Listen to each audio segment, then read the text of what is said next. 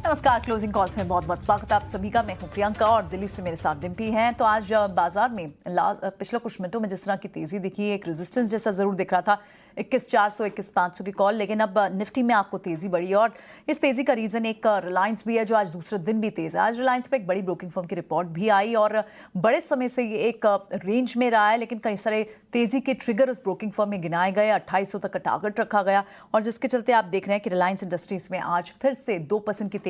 एक reason broking firm की report और दूसरा आज सारे ही प्रोड्यूसर्स और रिफाइनर्स में तेजी। आप चाहे रिलायंस की बात करें, ऑयल इंडिया की बात करें, चाहे मैंगलोर रिफाइनरी और चेन्नई पेट्रोकेम इनकी बात करें, क्योंकि विंडफॉल टैक्स की भी एक न्यूज इनके लिए तेजी का काम कर रही है। और इसी के चलते आप देख रहे हैं 21,500 की तरफ बढ़ते हुए बैंक्स में भी रिकवरी दिखी है।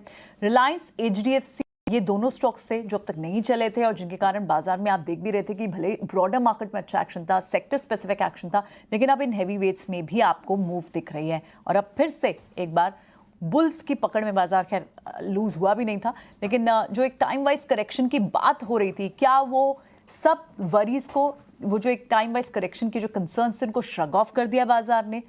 इंडेक्स क्या फिर से एक बार वन साइडेड उड़ान के लिए तैयार है? इसी पर आगे अगले 1 घंटा चर्चा होगी और डिम्पी मेरे साथ है। लेवल्स को वॉच आउट करें। कल डिम्पी आपने देखा, हालांकि रेंज भी बहुत छोटी थी निफ्टी की और वीकनेस के तो साइन कहीं नहीं थे, भले ही थोड़ा सा चर्निंग दिख रही थी। आज कंजम्पशन स्टॉक्स आपको फिर से तेज दिख रहे हैं, कल से ही इंडिकेशन जरूर दिख गए थे लार्ज कैप कंजम्पशन में, लेकिन बाजार में अब फिर से ये जो रिलायंस ने एक जो दम भरा है, उससे क्या लग रहा है अब फिर से हम ऊपर की एक चाल देख रहे हैं?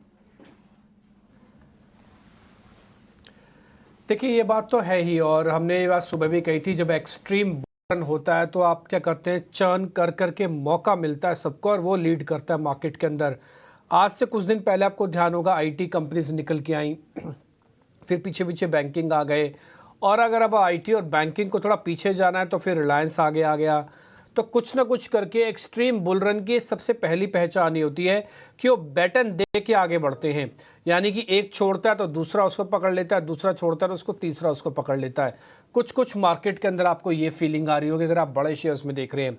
एक और चीज़, एक और कैसे पता लगता है कि मार्केट में एक्सट्रीम बुल रन में है, वो पता लगता है कि आपके सपोर्ट्स को टच तक नहीं करता, उससे पहले ही बाजार घूम जाता है।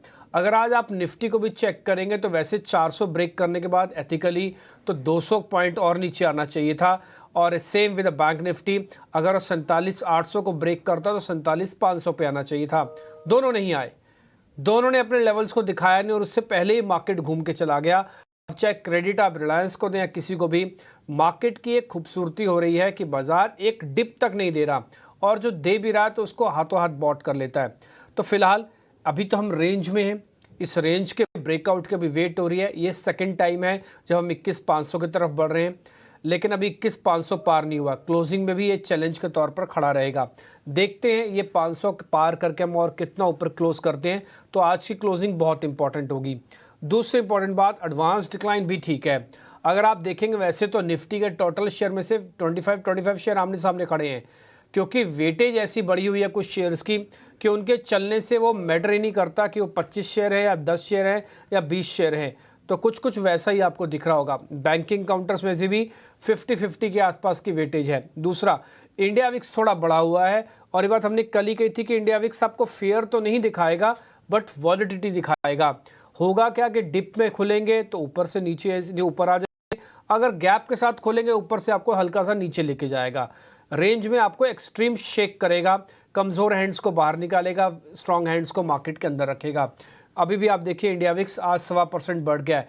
एथिकली तो ये कॉन्ट्रा होता है, बाजार के बढ़ने पर इंडिया विक्स नहीं बढ़ना चाहिए, टेक्निकली और फैक्चुअली है, लेकिन विक्स के दो मतलब होते हैं, फियर और वॉलिटिलिटी। तो वॉलिटिलिटी का सूचक हो गया ये, फियर का भी सूचक नहीं है।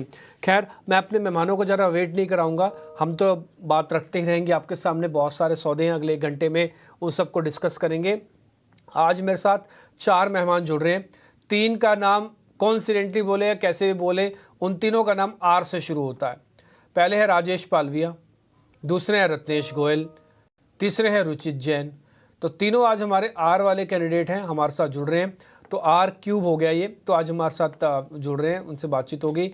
और इसके अलावा हमारे साथ दलजीत जी भी जुड़ रहे हैं, उनसे हम जरा फंडामेंटली समझ लेंगे सारे मैटर्स। तो दलजीत जी बहुत बहुत शुक्रिया, थैंक यू वेरी मच। और तीनों आरों को हमारा नमस्कार।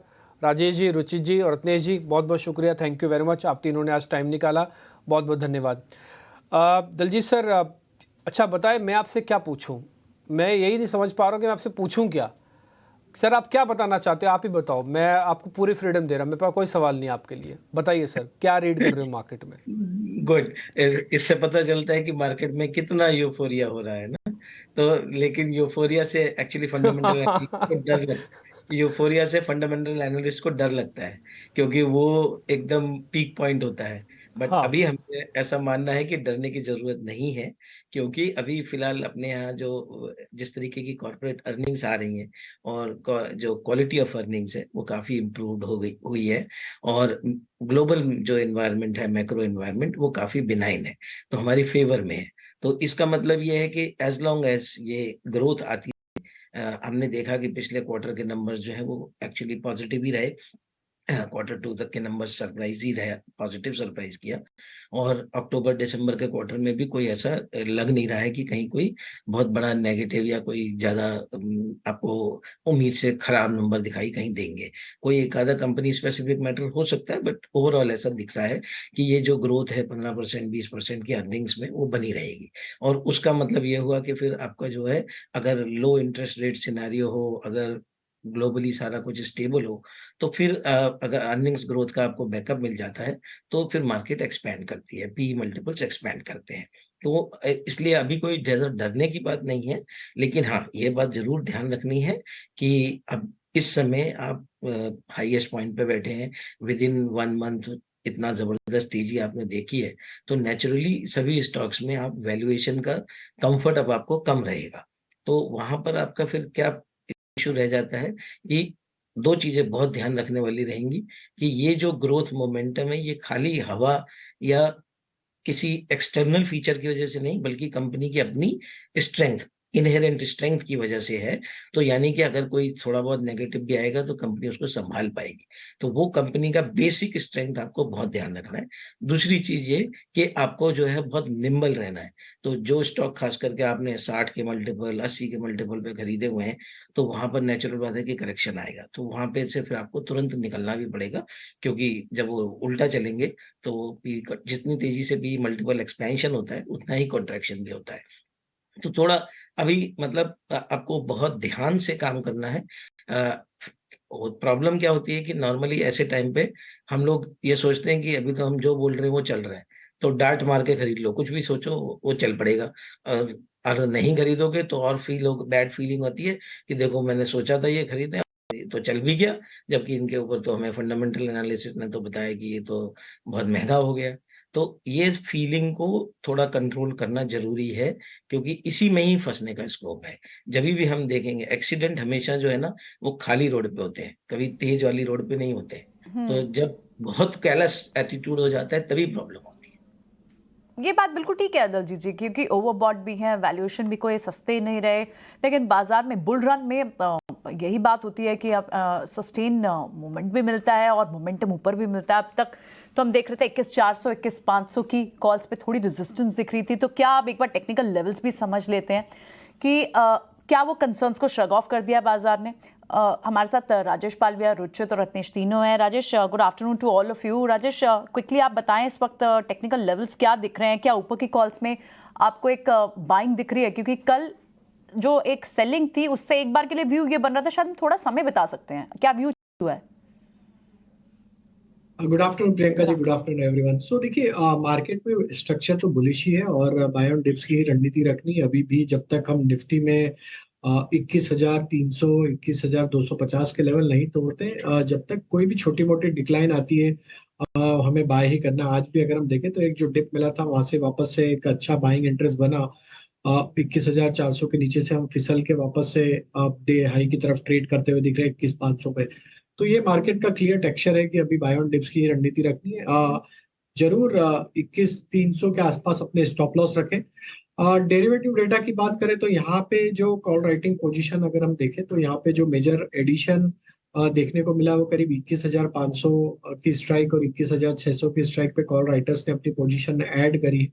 और वहीं अगर हम देखें तो पुट राइटर्स भी अपनी पोजीशंस को ऐड करते हुए दिख रहे हैं 21,450 21,500 के स्ट्राइक पे। तो मेजर अब यहाँ पे देखा होगा कि 21,500 के ऊपर अगर हम टिकते हैं तो यहाँ पे एक शॉर्ट कवरिंग का मूव बनते हुए दिख सकता है, जो कि निफ्टी को फर्दर हायर साइड पे टुवर्ड्स 21,650 की तरफ भी लेके जा सकता है। और बैंक निफ्टी में देखें तो मेजर कॉल राइटिंग एक्टिविटी जो देखने को मिल रही है वो 48,000 के स्ट्राइक पे देखने को मिल रही है। अगर हम 48,000 की स्ट्राइक क्रॉस करेंगे या लेवल क्रॉस करेंगे स्पॉट पे, तो यहाँ पे भी एक शॉर्ट कवरिंग का मूव बनते हुए दिखेगा। On the other hand lower side पे 47,800 47,700 के आसपास बैंक निफ्टी के लिए भी मजबूत सपोर्ट बने हुए। तो बाय ऑन डिप्स की ही रणनीति रखनी दोनों इंडाइसेस पे। ऑलराइट, चलिए ये तो हुए इंडेक्स के लेवल्स। चलिए अब क्विकली आज के कुछ ट्रेड्स भी समझ लेते हैं और इस तेजी में पार्टिसिपेट जो करना चाहते हैं उनके लिए आगे यहाँ से क्लोजिंग ट्रेड्स भी होंगे। पहले अब के फ्रेश ट्रेड समझ लेते हैं। बताएं रुचित, आपके आज के ट्रेड्स क्या होंगे?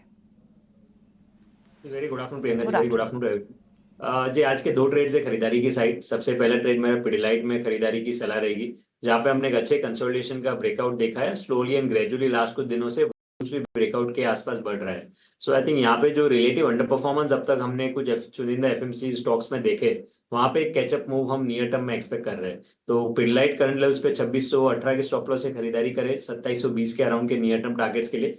और दीपक फर्टिलाइजर सेकंड पिक है, जहां पे स्ट्रक्चर्स काफी स्ट्रॉन्ग बन रहे हैं। अगर आप लास्ट 2-3 ट्रेडिंग सेशन में स्टॉक के वॉल्यूम्स देखे, जो इसके डेली एवरेज वॉल्यूम्स हो रहे हैं उससे कई बेहतर वॉल्यूम्स के साथ में ये प्राइस अप मूव है। मोमेंटम रीडिंग्स भी पॉजिटिविटी ही पॉइंट आउट कर रहे हैं। सो यहाँ पे आई थिंक डाउनसाइड रिस्क काफी लिमिटेड है शॉर्ट टू मीडियम टर्म के लिए। 680 के स्टॉप लॉस से खरीदारी की सलाह रहेगी। इनिशियली 745 के अराउंड के टारगेट्स एक्सपेक्ट कर सकते हैं।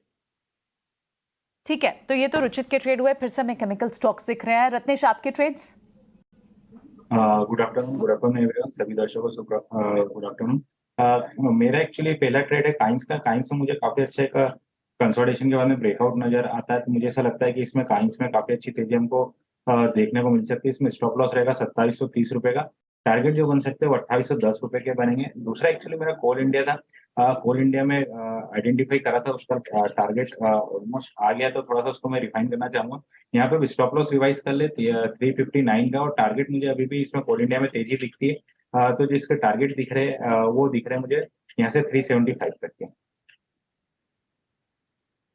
तेज और 365 आ गया आपका टारगेट। तो बहुत पास हो गया रत्नेश, ये तो ऑलमोस्ट आ गया। 365 के आसपास तो 365 के आसपास तो चल रहा है और 366 का ही टारगेट है आपका। एक्चुअली मैंने वही बोला कि इसको थोड़ा सा रिफाइन कर लें, इसको हाँ। वापस से रिविजिट करेंगे तो 359 का ऐसे बोला, 375 का टारगेट मैंने इसमें रिवाइज करा। 375 का टारगेट से ठीक कर देते हैं। ठीक है, 375 का टारगेट कोल इंडिया पे। राजेश, आपके ट्रेड्स? तो प्रियंका जी, पहला स्टॉक फार्मा स्पेस से स्ट्राइड साशून पे बाय करने की सलाह है, जिसका एनएससी टिकर स्टार है। ये स्टॉक पे बाय करने की सलाह है। काफी स्ट्रॉन्ग बाइंग एक्शन हमने पिछले कुछ हफ्तों में यहाँ पे देखी, और जिस तरीके से स्टॉक में एक series of higher top higher bottom formation daily chart पे बनते हुए दिखा है। स्टॉक ने अपने प्रीवियस स्विंग हाई का यहाँ पे ऑलरेडी ब्रेकआउट रजिस्टर किया है। तो स्टार पे हमें लगता है कि यहाँ पे एक अच्छा मोमेंटम कंटिन्यू होगा। 635 तक के ट्रेडिंग टारगेट आते हुए दिख सकते हैं। स्टॉप लॉस होगा करीब 590 के आसपास। जो दूसरा स्टॉक बाय करना है वो पीएसयू बैंकिंग स्पेस से, और उसमें हमें लगता है बैंक ऑफ बड़ौदा के साथ जाना चाहिए। स्टॉक में देखें तो ये 4th कंसेक्यूटिव वीक है जहां पे स्टॉक एक अच्छी स्ट्रेंथ कंटिन्यू करते हुए देखने को मिल रही है, और सारे पीएसयू बैंक में एक अच्छा मोमेंटम बना हुआ है। तो हमें लगता है बैंक ऑफ बड़ौदा यहाँ पे बाय किया जा सकता है। अपसाइड के target trading point of view से 235 तक आते हुए देख सकते हैं। 235 240 की तरफ ये स्टॉक बढ़ते हुए दिखेगा। स्टॉप लॉस रखना होगा करीब 221 के आसपास। और जो तीसरा स्टॉक बाय करना है वो है भारत फोर्ज का। भारत फोर्ज में भी देखें तो जिस तरीके के स्ट्रक्चर बने हैं, स्टॉक अपनी ऑल टाइम हाई ट्रेजेक्टरी पे ऑलमोस्ट ये ट्रेड करते हुए दिख रहा है। एक सस्टेन्ड स्ट्रेंथ यहाँ पे बनते हुए दिखी। एक कंसोलिडेशन के बाद स्टॉक ने 4 दिन के कंसोलिडेशन के बाद वापस से अपना एक ट्रेंड को रिज्यूम करते हुए देखने को मिला। भारत फोर्ज पे बाय करने की सलाह। अपसाइड के टारगेट हमें लगता है इसमें जो देखने को मिल सकते हैं 1260 1270 की तरफ। स्टॉप लॉस जो रखना होगा वो करीब होगा 1195 के आसपास। ठीक है, तो ये तो हुए ट्रेड्स राजेश के। एक बार क्विकली सारे ट्रेड्स लेकर आते हैं। भारत फोर्ज पे 1260 1270 दूसरा टारगेट रहेगा। बैंक ऑफ बड़ौदा, आज bank of Baroda in fact PSU banks को डिस्कस भी करते हैं। यहाँ पर एक मोतीलाल ओसवाल का नोट भी आया है। और साथ ही तीसरी कॉल है स्ट्राइड्स फार्मा की 635 रुपए का टारगेट रहेगा राजेश का। कोल इंडिया रत्नेश का टारगेट रिवाइज करके 375, 5% की ऑलरेडी तेजी है, लेकिन फिर भी तेज दिखता है उन्हें। और साथ ही दूसरा स्टॉक जो रत्नेश ने दिया है वो है केन्स टेक्नोलॉजी का, जहां पर QIP ओपन हुआ है 1400 करोड़ का। तो 2800 के टारगेट्स के लिए केन्स में, और 2 केमिकल स्पेस स्टॉक्स पिडिलाइट 2720 और दूसरा है आपका दीपक फर्टिलाइजर स्पेस से ये रुचित की कॉल्स आ गई। अब क्विक ऑप्शन ट्रेडर्स के लिए आज का ट्रेड भी लेकर आते हैं, कुछ वोरा भी हमारे साथ बने हुए हैं।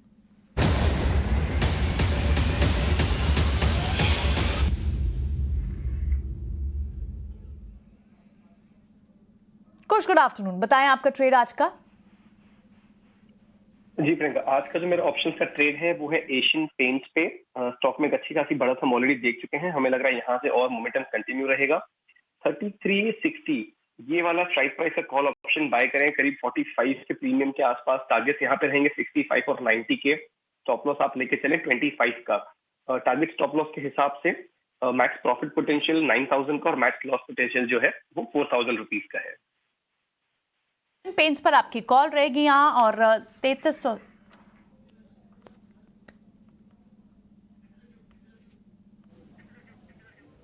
ठीक है, तो एशियन पेंट्स आप कह रहे हैं कि यहाँ पे रखा जा सकता है। 65 से 90 रुपए तक का टारगेट है सर, नोट कर लिया हमने अच्छे से। स्टॉप लॉस भी आप 25 का दे रहे हैं। इंटरेस्टिंग है, देखिए कंजम्पशन के अंदर जब बाइंग आएंगे ना, सभी एंगल से आती है। वो ईटेबल्स वाला कंजम्पशन भी आप मानो, और वो डेकोरेटिव सेगमेंट में भी आप मान सकते हो। तो एशियन पेंट्स भी कुछ है। वैसे भी एशियन पेंट्स के नंबर से पहले ही इसको हो सकता है काफ़ी सारे लोग रिवॉर्ड भी दे दें, क्योंकि इस पूरे ही 1 महीने के अंदर क्रूड के प्राइजेस जिस तरह से खड़े रहे हैं, ये इनके बैलेंस शीट्स में इस बार के नंबर्स में ज़रूर रिफ्लेक्ट होकर आएगा। ठीक, आगे बढ़े। कुछ बहुत बहुत शुक्रिया, थैंक यू वेरी मच ये सभी ट्रेड बताने के लिए। आगे बढ़ते हैं, कुछ एक और सौदे जरा चेक करा लेते हैं जहाँ पर आज थोड़ा मार्केट के अंदर मोमेंटम भी है, या फिर मैं ये कहूँगा थोड़ा प्ले देखने को मिल रहा है। अच्छा दलजीत सर ये जी एंटरटेनमेंट में क्या करना चाहिए? ये इस समय तो खबरें तो अच्छी नहीं आ रही हैं, टेक्निकली तो ये बहुत बढ़िया है, और वैसे भी वैल्यूएशन तो बहुत ही बढ़िया है। अच्छा, मार्केट में ना एक नई डिबेट चल रही है सर, अब ये कह रहे हैं कि डील टूट भी जाएगी ना तब भी इसकी वैल्यू तो इतनी है जी की। मान लो सोनी के साथ डील नहीं होती, टूट भी गई, तब भी जी अपनी बैलेंस शीट, अपनी मैनेजमेंट, अपने काम करने के तरीके, अपनी पोजीशनिंग को लेकर ये 270 रुपये का तो जस्टिफाइड वैल्यू है। सर आप इससे कितने इत्तेफाक रखते हैं? डील होगा तो सब जानते हैं बड़ी होगा, बड़ा चल जाएगा, लेकिन बिना डील के 270 रुपये भाव मानेंगे आप? तो डिम्पी, पहले एक डिस्क्लोजर कि हमारे पास ये स्टॉक नहीं है हमारे पोर्टफोलियो में, और जो भी हम यहाँ पे व्यू दे रहे हैं वो मेरा पर्सनल व्यू है, हमारी ऑर्गेनाइजेशन का व्यू नहीं है। नॉर्मली हम स्टॉक स्पेसिफिक व्यू नहीं देते हैं क्योंकि कंप्लायंस में अलाउ नहीं करता है, बट क्योंकि ये एक बहुत हॉट टॉपिक इस समय चल रहा है, और मेरा पर्सनल ये आपने जो कहा कि 270-280 रुपए का भाव, ये काफी कंफर्टेबल भाव है, और इनफैक्ट काफी चीप है इस तरीके के मीडिया स्टॉक के लिए। जी एंटरटेनमेंट एज ए कंपनी और उनके जो चैनल्स हैं, उन चैनल्स की परफॉर्मेंस वगैरह में कोई इशू नहीं है। इशू सिर्फ था जो मैनेजमेंट का, जो existing management which had to go out now. अब वो अभी के बैठे हुए हैं, और इसीलिए शायद ये डील में प्रॉब्लम आ रही है।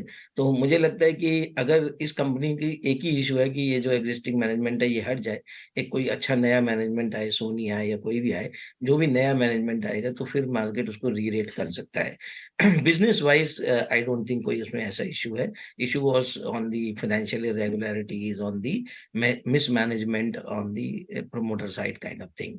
तो वो अगर हट जाएगा तभी ये स्टॉक एक्चुअली चलेगा। पोटेंशियल बहुत बड़ा है स्टॉक में, कोई डाउट नहीं है, और मार्केट भी इसीलिए इतने दिनों से, पिछले 1-1.5 साल से चला नहीं है, यही वेट कर रहे हैं कि भाई जब अगर सोनी आ जाएगा तो एक मल्टीनेशनल हो जाएगा और उनकी कंबाइंड एंटिटी शायद 25% से ज्यादा मार्केट शेयर हो जाएगा। तो वो एक, और कॉम्प्लीमेंट्री चैनल्स हैं, कोई उसमें ओवरलैप बहुत कम है। तो I think fundamentally there are all reasons except one, the promoter. So the existing promoter has to go. अगर वो नहीं होता है तो फिर इसमें कुछ बचेगा नहीं, फिर कुछ नहीं कर सकता।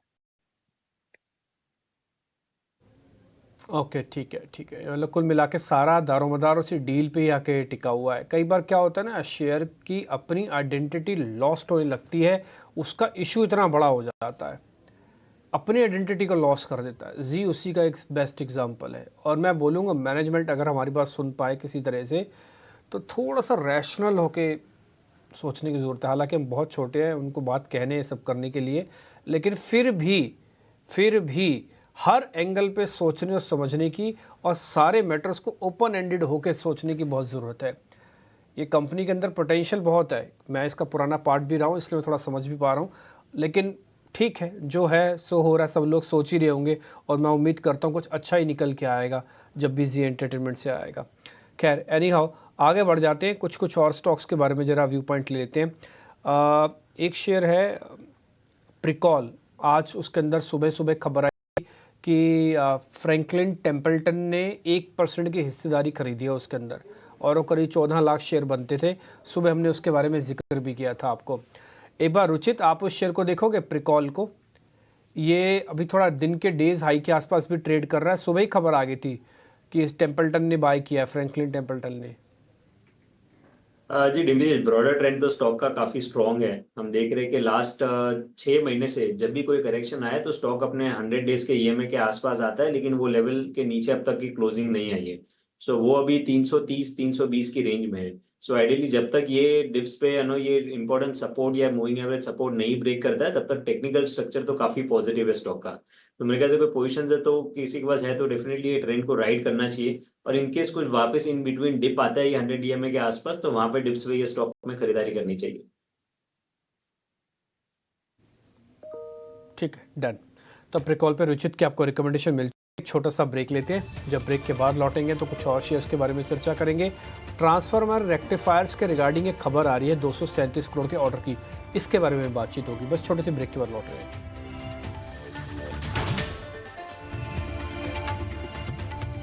ब्रेक के बाद एक बार फिर आपका स्वागत है। चलिए कुछ और स्टॉक्स डिस्कस करें, उससे पहले एक स्पेस पर अपडेट जो हमें अनुराग दे रहे हैं वो है इंश्योरेंस स्पेस, क्योंकि एआरडीआई के सरेंडर वैल्यू बढ़ाने के प्रस्ताव पर विचार के लिए अब लाइफ इंश्योरेंस कंपनियों की एक बैठक होने वाली है, और इस पर ज्यादा जानकारी एक बार अनुराग शाह से ले लेते हैं। अनुराग बताएं।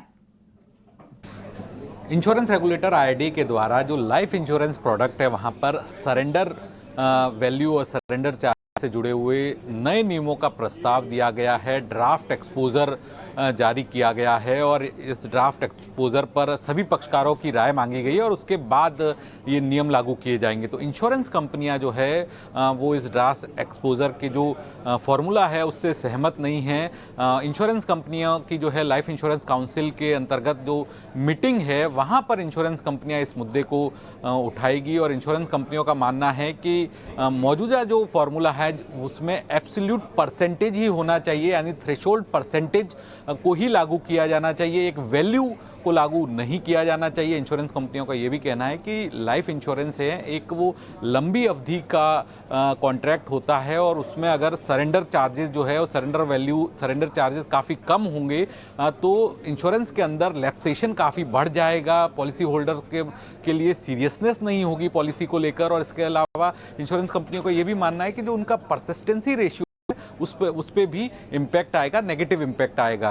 कंपनियों का जो नॉन पार प्रोडक्ट है आईआरडीए के जो ड्राफ्ट के अंदर जो नियम है उससे उनकी मार्जिन्स पे भी इम्पैक्ट होगा, क्योंकि जो फॉर्मूला बताया गया है ड्राफ्ट के अंदर उसके बाद सरेंडर वैल्यू जो है वो पॉलिसी होल्डर के लिए काफ़ी ज़्यादा बढ़ने वाली है। उदाहरण के लिए अगर एक पॉलिसी है 20 साल के लिए और सालाना आप 1 लाख रुपया प्रीमियम देते हैं तो वहाँ पर अगर चौथे साल के अंदर आप पॉलिसी सरेंडर करते हैं तो अभी जो मौजूदा नियम के मुताबिक 1,70,000 रुपये जो सरेंडर वैल्यू बनती है, लेकिन जो नया प्रस्तावित ड्राफ्ट है सरेंडर वैल्यू का वहाँ पर जो सरेंडर वैल्यू बनेगी वो 2,51,000 के करीब बनेगी। तो इसी को लेकर इंश्योरेंस कंपनियों की चिंता है, क्योंकि उनके मार्जिन्स प्रभावित होंगे, लैप्सेशन ज़्यादा बढ़ेगी, परसिस्टेंसी रेशियो पर इम्पैक्ट आएगा। तो ये सारी चीज़ें हैं जो इंश्योरेंस कंपनियां अपने सुझाव के तौर पर आईआरडीए को देने वाली है, जिसमें कंपनियों का जो पक्ष रहेगा स्टैंडर्ड थ्रेशोल्ड का एक परसेंटेज तय किया जाए,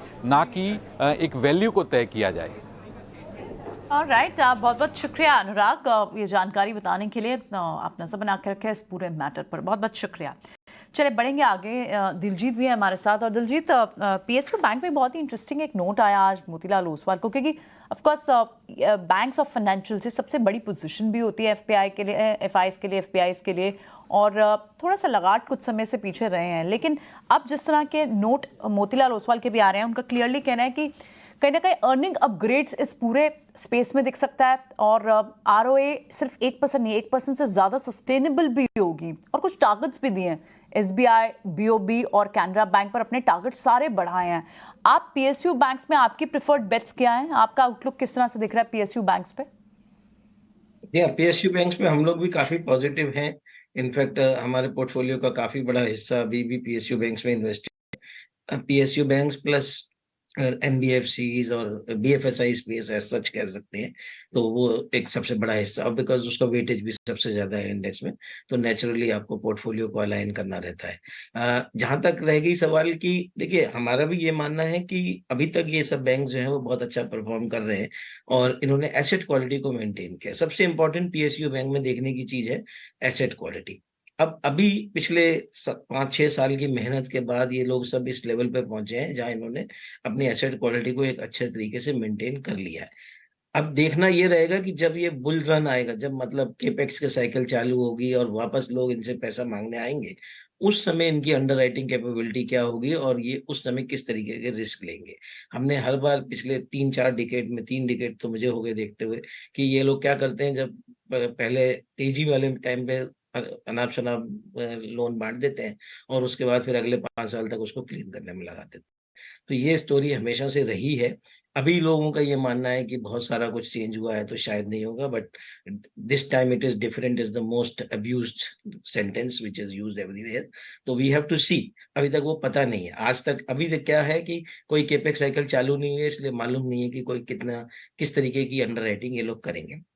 तो 1% आरओए जो है वो ठीक है, ये लोग अभी तक पहुंच गए हैं। अब क्वेश्चन ये है कि यहाँ से री रेटिंग के लिए क्या चाहिए, तो री रेटिंग के लिए ये आरओए आरओई को आगे बढ़ना पड़ेगा, और खाली रिटेल की ग्रोथ से वो शायद नहीं होगा। उसके लिए केपेक्स साइकिल को चालू होना पड़ेगा, वर्किंग कैपिटल जो कॉर्पोरेट लोन्स हैं वो उनको काफी तेजी से बढ़ना पड़ेगा।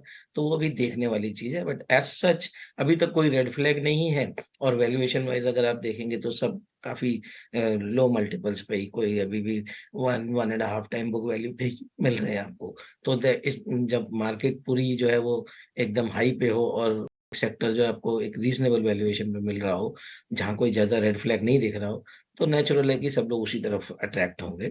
तो अभी इसमें पॉजिटिव रुझान बना रहेगा, बट ये सोचना कि ये इसी डायरेक्शन में और एकदम वैल्यूएशन बहुत ज्यादा यहाँ से री रेट हो जाएंगे, वो शायद मुझे लगता है कि मुश्किल होगा।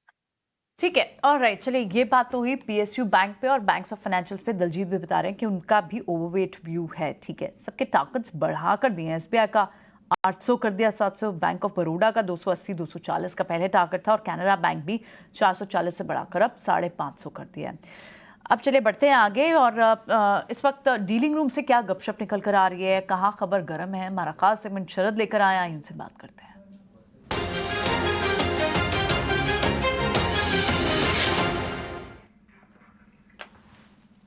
शरद बताएं क्या खबर है आज?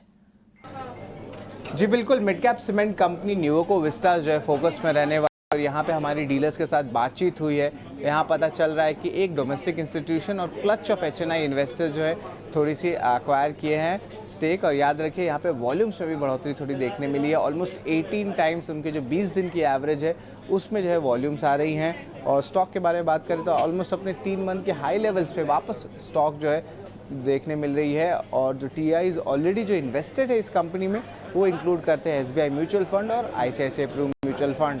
अब याद रखिए मिड कैप सीमेंट स्पेस में जो है एक टाइप से री रेटिंग भी देखने मिली है, क्योंकि एक टाइप से कंसोलिडेशन जो है पूरे सीमेंट स्पेस में देखने मिल रहा है। और स्पेशली अगर हम बात करें तो जो बड़े सीमेंट प्लेयर्स हैं वो भी एक्विजिशन टारगेट्स ढूंढ रहे हैं, स्पेशली मिड कैप और स्मॉल कैप स्पेस में सीमेंट के। तो इसके कारण एक री रेटिंग भी इन सारी कंपनियों में देखने मिल रही है। ठीक है शरद, बहुत शुक्रिया ये बताने के लिए कि न्यूवोको विस्टा के अंदर इस समय की क्या खबर चल रही है, और आप वॉल्यूम वगैरह सब कुछ चेक करके बता रहे हैं। आई होप ये बिल्कुल खबर ठीक भी निकलेगी, और इसके बारे में एक टेक्निकल चेक भी ले लेते हैं। रत्नेश जी एक बार ज़रा चेक करेंगे, न्यूवोको विस्टा के नाम से एक कंपनी है।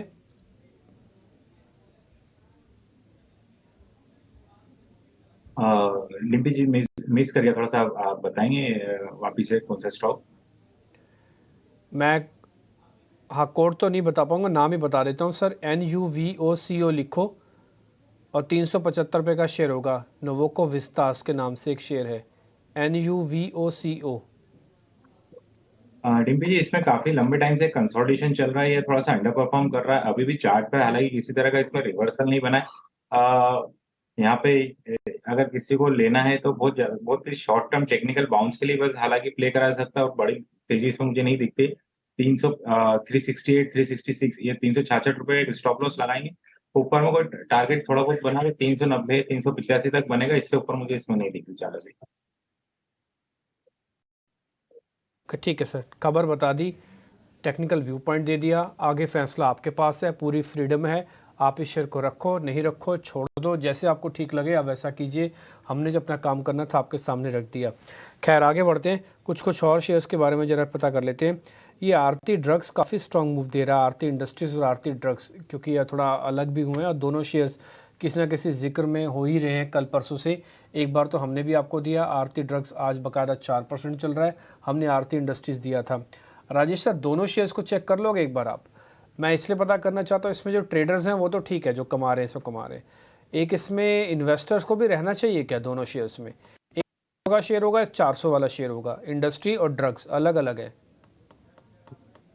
तो देखिए, आरती इंडस्ट्री पे तो हमारा बाय का व्यू है। केमिकल स्टॉक्स में देखे तो एक बॉटमिंग फॉर्मेशन यहाँ पे बनते हुए दिख रहे हैं, और आरती इंडस्ट्री एक हमारा पसंदीदा स्टॉक है, जहाँ पे हमें लगता है कि एक अच्छा बॉटम बना के स्टॉक एक रिकवरी के ट्रेंड को यहाँ पे कंटिन्यू करते हुए दिख रहा है। जिस तरीके से डेटा बने डेरिवेटिव साइड में भी आरती इंडस्ट्री में, हमें लगता है ये momentum towards expiry further extend होते हुए दिखेगा, और हम एक्सपेक्ट करें कि यहाँ पे 635 640 की तरफ ये मोमेंटम एक्सटेंड होते हुए दिख सकता है।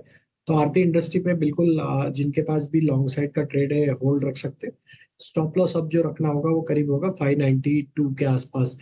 आरती ड्रग में भी अगर हम देखें तो एक काफी समय से स्टॉक एक साइडवेज कंसोलिडेशन ही डिस्प्ले करते हुए दिख रहा है। अगर हम वीकली चार्ट पे इसको देखें तो ऑलमोस्ट 7 से 8 वीक का एक नैरो प्राइस रेंज कंसोलिडेशन यहाँ पे देखने को मिला, और स्टॉक ने अब जिस तरीके से मूवमेंट दिया है यहाँ पे एक वीकली चार्ट पे फॉलिंग ट्रेंड लाइन का या फॉलिंग चैनल का ब्रेकआउट यहाँ पे आते हुए दिख रहा है। हमें लगता है अब स्टॉक के लिए जो इम्पोर्टेंट लेवल अब डाउन साइड में है वो करीब 500 रुपए के आसपास है। अगर ये 500 रुपए के लेवल को होल्ड आउट करता है तो यहाँ पे हमें लगता है कि देर इज अ पॉसिबिलिटी कि एक 550 560 की तरफ ये मोमेंटम पोजिशनल बेसिस पे कंटिन्यू होते हुए दिख सकता है। तो आरती ड्रग और आरती इंडस्ट्री दोनों ही स्टॉक यहाँ पे हमें लगता है कि एक रिवर्सल के साइन यहाँ पे बने हैं काफी बड़े करेक्शन के बाद, और ये दोनों स्टॉक में कुछ मोमेंटम हमें लगता है कि कुछ और भी एक्सटेंड होते हुए दिखेगा, तो पोजीशन होल्ड रखने की सलाह है।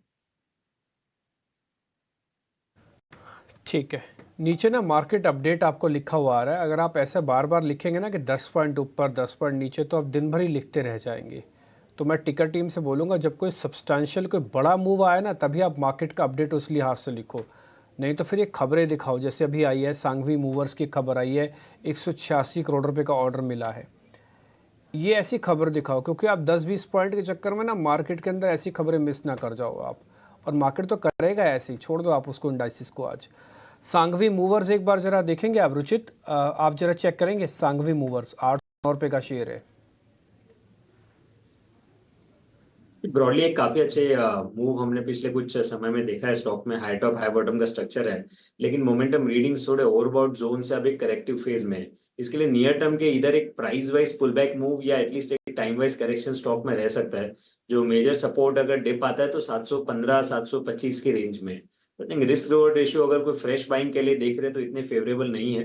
तो अगर कोई स्टॉक में डिप आता है 715 या 725 की रेंज में, तो वहां पे कुछ बाद में कॉन्ट्रा ट्रेड्स लेने तो खरीदारी के लिए स्टॉक को देख सकते हैं, बट करंट लेवल्स पे यहाँ पे मैं स्टॉक को अवॉइड करने की सलाह दूंगा।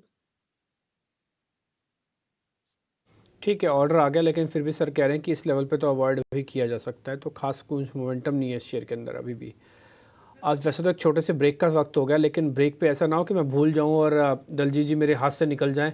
दलजीत जी, मैं आपसे क्वेश्चंस तो पूछता रहूँगा, लेकिन कहीं ऐसा ना हो कि आप जो बताना चाहते थे वो हमसे छूट गया। आपकी अपनी स्टडी क्या है सर? आपका अपना कोई ऐसा फैंसी शेयर है तो ज़रा बता दीजिए, जिसके बारे में आपने अच्छी से पढ़ाई कर रखी है, रिसर्च कर रखी है, और अगर आपकी कंप्लाइंस अलाउ करती हैं तो, नहीं करती तो हिंट कर जाना, हम समझ लेंगे सर अपने आप। जी, तो फैंसी शेयर नहीं, हम सेक्टर सेक्टर की बात करें तो इस समय हमें जो 2 सेक्टर बहुत पसंद आ रहे हैं और जहां हमारा पोर्टफोलियो का वेटेज भी हम बढ़ा रहे हैं, एक फार्मा और एक एग्रो केमिकल्स। तो फार्मा में काफी सारी अपॉर्चुनिटीज हमको दिख रही हैं 2 कारण से।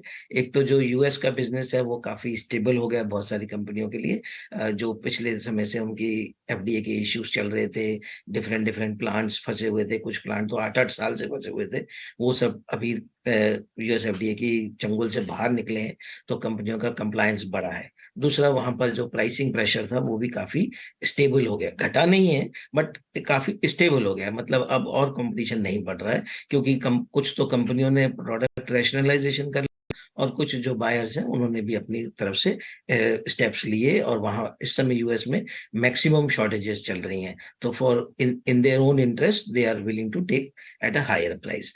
तो यूएस वाला बिजनेस काफी अच्छा चल रहा है। डोमेस्टिक फॉर्मुलेशन में हम देखते हैं कि वो 12 से 14% का जो ग्रोथ रेगुलर बना हुआ है वो कंपनियों ने अच्छे से मेंटेन किया। तो फार्मा में काफी सारी अपॉर्चुनिटीज वो लग रहा है कि दिख अभी 1.5-2 साल के एक गैप के बाद बन रही हैं। उसमें हमारे पास ऑलरेडी 3-4 स्टॉक हैं और भी उसमें अपॉर्चुनिटीज है। इसी तरह एग्रो केमिकल्स की अगर हम बात करें तो हमने अभी बात की थी कि लगभग सभी सेक्टर्स ने बहुत अच्छे रिजल्ट्स दिखाए हैं, बट एग्रो केमिकल एक ऐसा सेक्टर है जिसके रिजल्ट अभी तक अच्छे नहीं आए।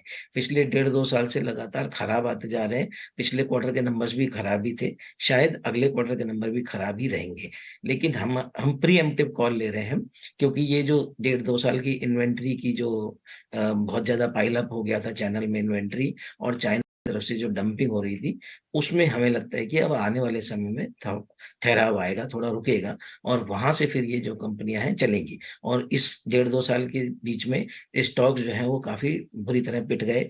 बहुत सारे स्टॉक केवल 8-10 के मल्टीपल पे मिल रहे हैं आपको।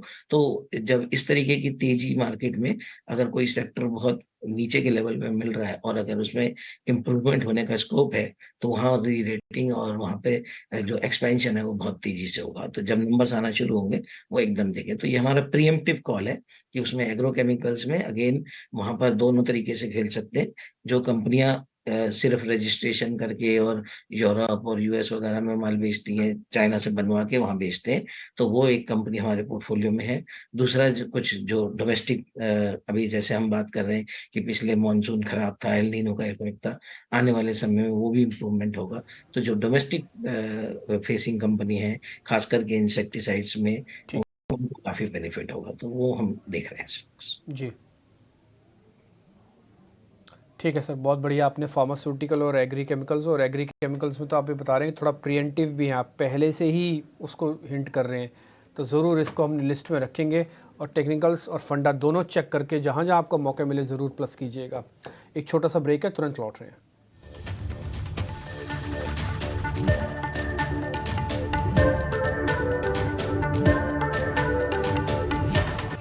ब्रेक के बाद एक बार फिर आपका स्वागत है। चलिए क्विकली कुछ बीटीएससी ट्रेड्स भी डिस्कस कर लेते हैं। रत्नेश, बताएं आपके बीटीएससी ट्रेड्स क्या होंगे? कैरी फॉरवर्ड ट्रेड लॉन्ग के करेंगे यहाँ से? बिल्कुल। पहला तो जैसे कोल इंडिया दिया, तो कोल इंडिया को तो जरूर इसको बीटीएसटी लेके जा सकते हैं। दूसरा ऑयल इंडिया रहेगा। ऑयल इंडिया में भी काफी अच्छा एक कंसोलिडेशन के बाद में ब्रेकआउट दिख रहा है, तो यहाँ पे 332 रुपए का स्टॉप लॉस लगाना चाहिए। ऊपर में जो टारगेट मुझे दिखता है कल के 17 के लिए, वो 355 रुपए तक के। इंडिया और कोल इंडिया, ये दो स्टॉक्स आपके बीटीएससी ट्रेड्स के जहां पर आपको मोमेंटम दिखता है। राजेश, आपके ट्रेड्स क्या होंगे? आई थिंक प्रियंका जी, यहाँ पे कोलगेट पामोलिव कोलपाल को यहाँ पे किया जा सकता है बीटीएसटी पॉइंट ऑफ व्यू से। जिस तरीके से आज मार्केट में देखें तो कुछ एफएमसीजी स्टॉक्स में एक अच्छा बाइंग इंटरेस्ट देखने को मिला, और कोलपाल में एक पिछले 2-3 दिन के एक माइनर डिप के बाद वापस स्टॉक में एक बाइंग इंटरेस्ट लौटते हुए दिख रहा है। जिस तरीके से स्टॉक का स्ट्रक्चर है, हमें लगता है यहाँ पे ये मोमेंटम फर्दर एक्सटेंड होते हुए दिखेगा। ऑल टाइम हाई ट्रेजेक्टरी पे ही स्टॉक ट्रेड करते हुए दिख रहा है। तो यहाँ पे हम नेक्स्ट टारगेट जो प्रोजेक्ट कर रहे हैं वो आना चाहिए करीब 2500 की तरफ। तो स्टॉप लॉस रखेंगे करीब 2400 के आसपास, और टारगेट होंगे 2480 और 2500 के। जो दूसरा स्टॉक बाय करने की सलाह है वो कैश सेगमेंट में होगा और ग्रीन पैनल पे बाय करने की सलाह रहेगी। अगर स्टॉक को देखें तो आज काफी स्ट्रॉन्ग बाइंग एक्शन यहाँ पे बनते हुए दिख रही, जिस तरीके से स्टॉक में एक राउंडिंग बॉटम फॉर्मेशन यहाँ पे बनते हुए दिख रहा है डेली चार्ट पे। हमें लगता है ये मोमेंटम एक्सटेंड होते हुए दिख सकता है कल के सेशन में, और अपसाइड के टारगेट जो होना चाहिए वो करीब 395-400 की तरफ आते हुए दिख सकते हैं। स्टॉप लॉस जो रखना हो करीब होगा 374 के आसपास।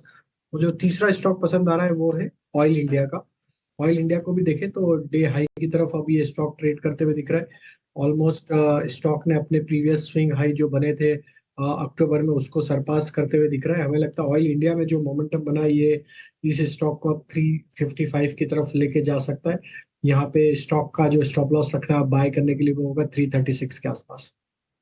से कॉमन ट्रेड तो है ऑल इंडिया और साथ ही टाइल स्टॉक्स में अच्छी मूव है। आप चाहे कजारिया चाहे सोमानी और दूसरे स्टॉक्स को भी देखें, सेंचुरी प्लाई को देखें, इन बिल्डिंग मटेरियल में इनफैक्ट, और उसी में से आप उसी स्पेस से आप ले रहे हैं। आपने एक स्टॉक चूज़ किया है ग्रीन प्लाई का, ठीक है।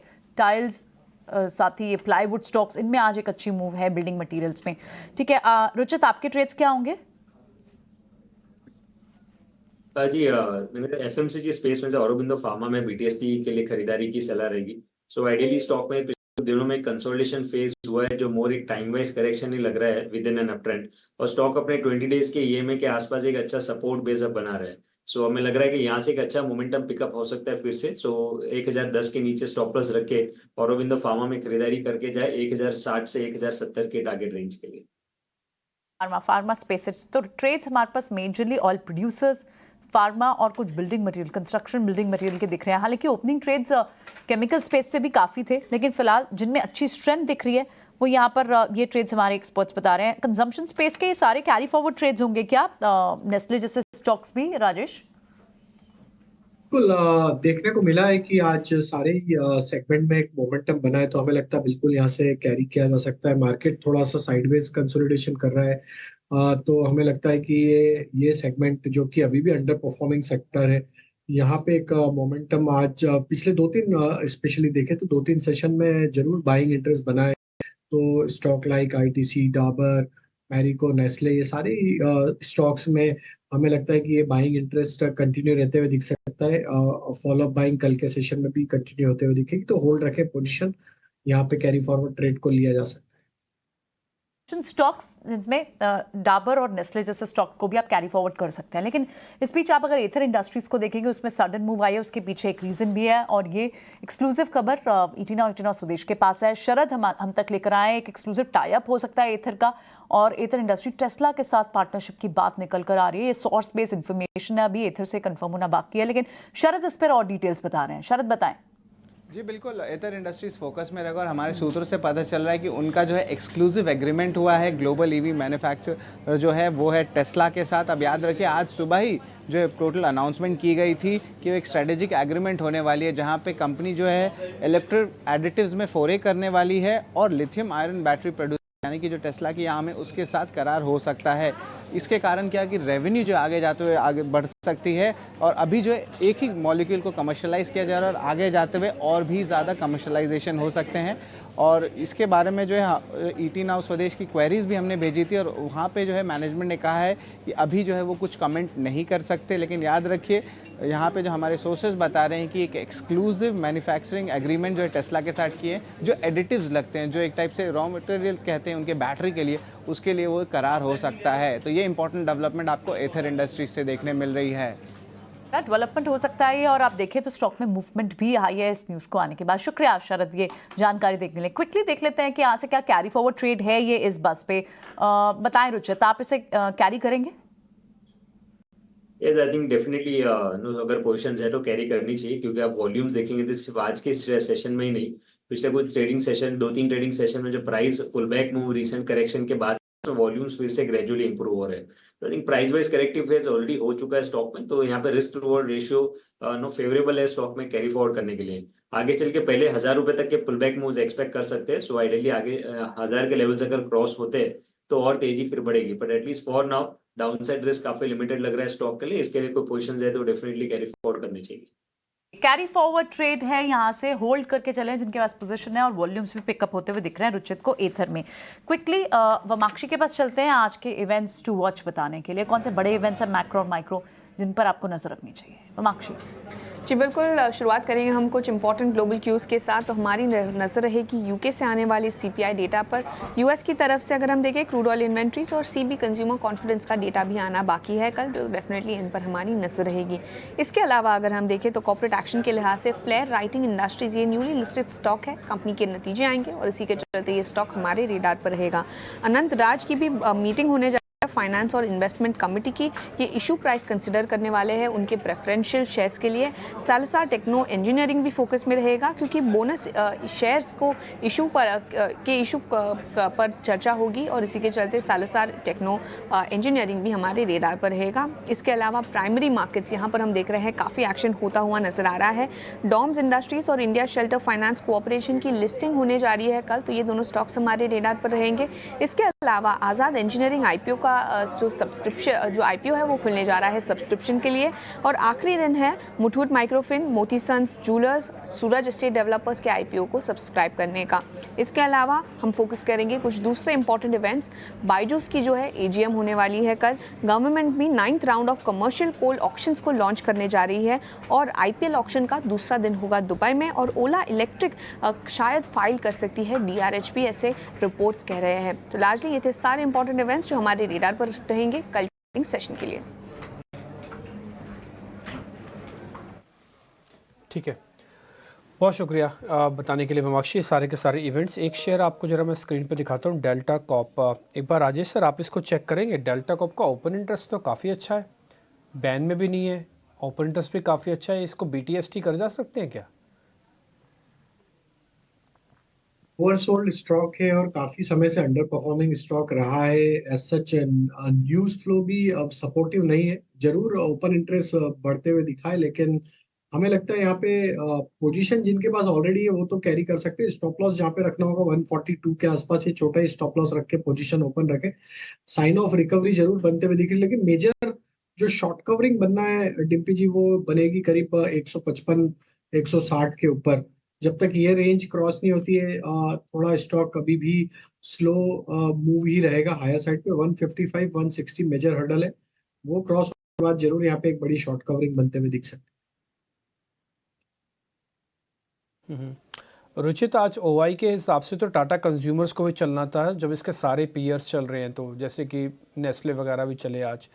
तो ऐसा तो नहीं है कि नेस्ले वगैरह कल ठंडे होंगे और कल का दिन टाटा कंज्यूमर्स के लिए काफ़ी अच्छा रहेगा? एक बार आप चेक करेंगे टाटा कंज्यूमर में स्ट्रेंथ कितनी है बीटीएसटी के लिहाज से?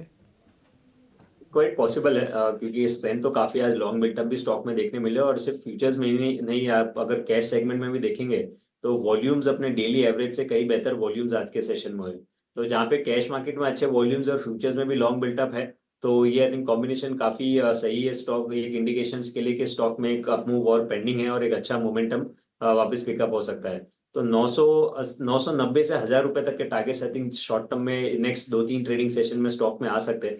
तो बीटीएसटी या मे बी नेक्स्ट 1 से 2 दिनों के लिए स्टॉक में खरीदारी करके जा सकते हैं करंट लेवल्स पे 945 के नीचे स्टॉप लॉस रख के 1000 के टारगेट्स के लिए।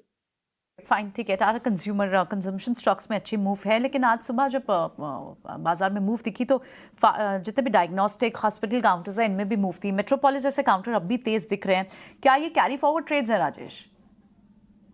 तो आज हेल्थ केयर डायग्नोस्टिक्स में यस एक बाइंग मोमेंटम बना है। मेट्रोपोलिस, डॉक्टर लाल पैथ, इवन अपोलो हॉस्पिटल, ये तीनों स्टॉक्स में देखें तो एक बाइंग इंटरेस्ट तो था डेरिवेटिव साइड में। मेट्रोपोलिस में अभी भी हम देखें कि यहाँ पे जो मेजर सप्लाई जोन बना हुआ करीब 1700 के रेंज में बना हुआ है। जब तक ये लेवल क्रॉस नहीं होगा बड़ा शॉर्ट कवरिंग का प्ले यहाँ पे नहीं देखने को मिलेगा। जरूर स्टॉक में एक रिकवरी आते हुए दिख रही है। स्टॉक के अगर हम मीडियम टर्म स्ट्रक्चर देखें तो एक rounding bottom formation weekly chart पे बनते हुए दिख रहा है, तो थोड़ा स्लो मूव रहेगा। जिनके पास ट्रेड है उनके लिए स्टॉप लॉस जरूर जो रखना होगा वो करीब होगा 1615 के आसपास। अगर ये लेवल नहीं टूटते तो शायद एक अटेम्प्ट और हमें हायर साइड पे आते हुए दिखे मेट्रोपोलिस में 1680 1700 की तरफ। चलिए आज PSU banks, PSU space led last hour में जो ये तेजी आपको दिखी 21,500 के ऊपर भी हम गए, हालांकि जिस तरह की रेजिस्टेंस 21,400 21,500 पे दिख रही थी, एक बार लग रहा था शायद इंडेक्स कुछ समय बिताएगा, पर आप अच्छा रिबाउंड देखेंगे नीचे के लेवल से। बैंक्स भी इनफैक्ट रिकवर हुए हैं। एसबीआई इस वक्त आप देखें तो वहां पर टॉप गेनर है बैंक्स में। प्राइवेट बैंक से भी आपको अच्छी पार्टिसिपेशन मिली, देखने को मिली है, और पिछले 1-1.5 घंटे में आपको मूव दिखी IndusInd bank, federal bank, IDFC first bank जैसे बैंक्स में। और इसके बाद आप देख रहे हैं कि इंडेक्स में भी आप हरा निशान बैंक निफ्टी पर देख रहे हैं। बैंक्स निफ्टी पर आज एनर्जी पैक से ऑयल प्रोड्यूसर्स लाइक और साथ ही कोल इंडिया एनर्जी पैक के कोल के स्टॉक्स, साथ ही कुछ प्रोड्यूसर और रिफाइनर्स प्रोड्यूसर्स, यहाँ पर आपको अच्छी मूव दिखी।